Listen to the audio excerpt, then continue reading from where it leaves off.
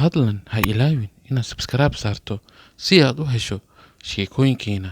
Ha ilaawin inaad gambaleelka furato si aad u noqoto qofka ugu horeeya ee arka.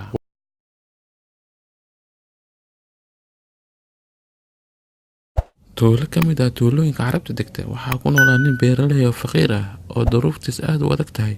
wuxuu ahaa mid maalintii kasoo shaqeeya beertiisa. maalin ka mid ah maalmaha ayuu xanuunsaday asigoo wax luqmad ah guriga u oolin. sidaas darteed wuxuu ahaa mid raali ku ah ilaahiin caabuda oo shukurin badan.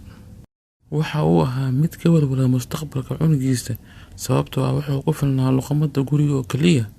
laakiinse cunugiisa wuxuu ahaa mid yar, noloshana ma aha mid sahlan. sidee ayuu ugu noolaan doonaa dunida asigoo awood lacageed haysanin? maalin ka mid ah maalmaha asigoo joogo qayb beertiisa ka mid ah ayuu maqlay aabihii ey aad u qaylinaya. kadibna wuxuu aaday dhanka oo ka qaylinaya eyga, balse wuxuu arkay cunug ku dhex jira biyo oo aadna u qaylinaya cabsi darteed. aabihii asigoo u mildayn ayuu soo dhexgalay biyihii wuuna badbaadiyey. waxa uu laabtay gurigiisa.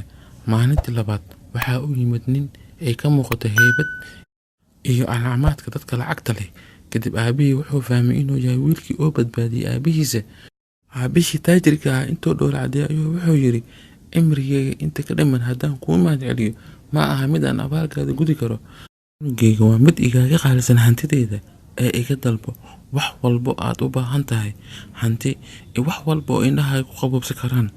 aabihii beeraleyda ahaa wuxuu yidhi, aniga ma aana sameyn wax saas u sii weyn, waayo waxaa samey kara nin walba oo beeraley anigoo kale ah. cunugaagana waa cunugeyga oo kaleete. haddii oo booska cunugeyga tagnaa lahaa cunugaaga adiguna waa badbaadi lahayd. ninka taajirka ah wuxuu ku yidhi, waayahay, maadaama aad ku tilmaamtay cunugaaga oo kaleete, anigana waxaan kafaalo qaadayaa cunugaaga ilaa oo ka noqdo nin anfaca dadkiisa iyo diintiisa. aabihii beeraleyda ahaa aad ayuu ugu farxay hadalkii taajirka ah.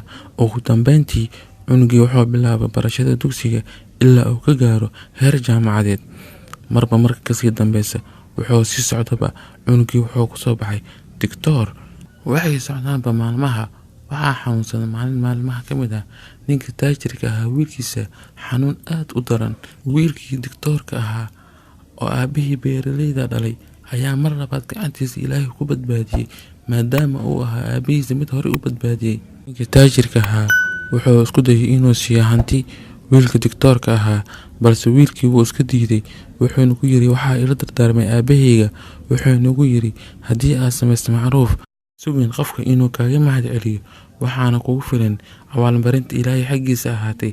noloshaadana kalsooni ku qab, ilaahay agtiisa waxba kama dhumaan.